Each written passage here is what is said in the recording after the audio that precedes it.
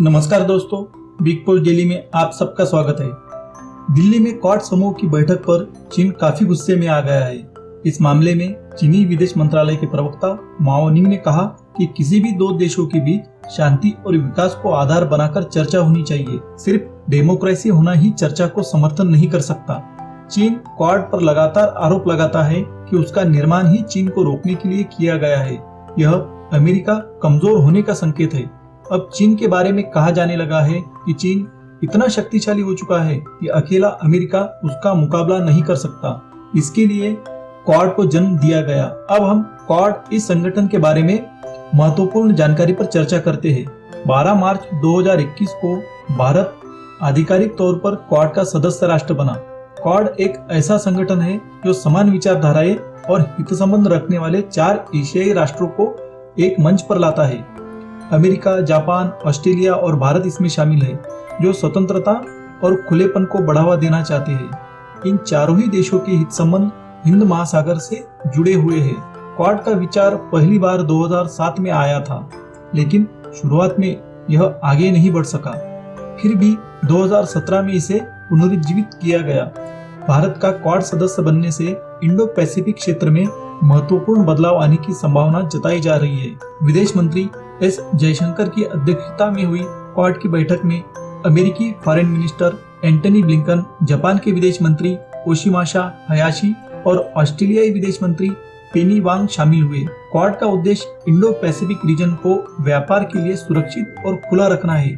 इसमें पहले ही तय किया गया है कि सदस्य राष्ट्र सुरक्षा, अर्थव्यवस्था और संस्कृति के मुद्दे पर एक दूसरे की सहायता करेंगे। क्वाड का मुख्य लक्ष्य इंडो पैसिफिक क्षेत्र में बढ़ते चीन के आक्रामक प्रभाव और मुखरता का प्रतिकार करना और क्षेत्रीय स्थिरता और समृद्धि को बढ़ावा देना है।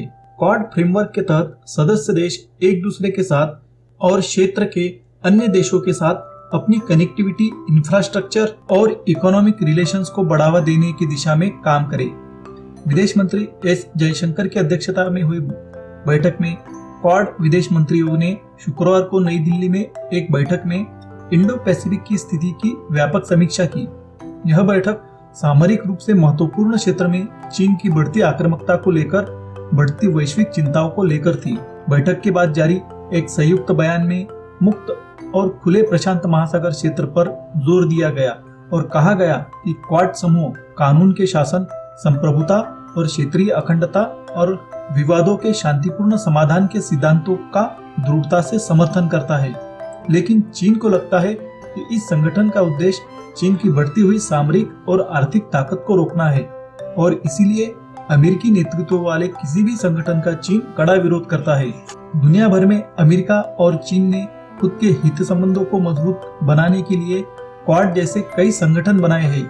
इनमें से कुछ महत्वपूर्ण संगठनों के बारे में हम संक्षेप में जानकारी हासिल करेंगे। पहला संगठन है 5i। यह खुफिया संगठन है जिसका नेतृत्व अमेरिका करता है। इस संगठन में अमेरिका, इंग्लैंड, कनाडा, ऑस्ट्रेलिया और न्यूजीलैंड शामिल है। इसका मुख्य उद्देश्य सदस्य देशों के बीच खुफिया जानकारी और सहयोग को बढ़ावा देना है। शंघाई सहयोग संगठन यानी SCO, इसका नेतृत्व चीन करता है। यह संगठन चीन, रूस, कजाकिस्तान, किर्गिस्तान, ताजिकिस्तान और उज्बेकिस्तान से मिलकर बना हुआ है। इसका मुख्य उद्देश्य क्षेत्रीय सहयोग को बढ़ावा देना है, जो सुरक्षा, आर्थिक, सांस्कृतिक विषयों को महत्व देता है।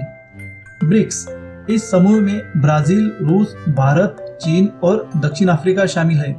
इसका मुख्य उद्देश्य सदस्य देशों के बीच आर्थिक सहयोग और विकास को बढ़ावा देना है। एशियान, दक्षिण पूर्व एशियाई देशों का संगठन है जिसमें 10 देश शामिल है। एशियान की स्थापना 1967 में हुई थी और यह दुनिया का सबसे बड़ा एशियाई संघ है जो अपने उद्देश्यों में काफी सफल हुआ है। अब हमें यह जानना जरूरी है कि क्वाड को लेकर चीन चिंतित क्यों है। इसके लिए हमें पहले क्वाड के सदस्य राष्ट्रों को देखना पड़ेगा और उनकी विशेषताएं जाननी होगी। सबसे पहले चारों ही राष्ट्रों में डेमोक्रेसी है और चीन में कम्युनिस्ट पार्टी का शासन। इन चारों में से एक राष्ट्र है अमेरिका, जो मौजूदा महासत्ता है और चीन आने वाले समय में महासत्ता बनने का ख्वाब देख रहा है।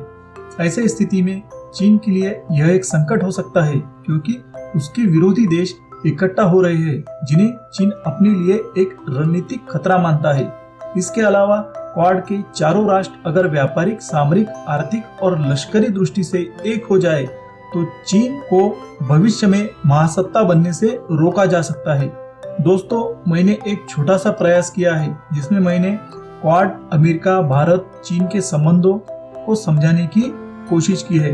अगर आपको यह प्रयास पसंद आया हो तो वीडियो को लाइक कीजिए, शेयर कीजिए और चैनल को सब्सक्राइब कीजिए।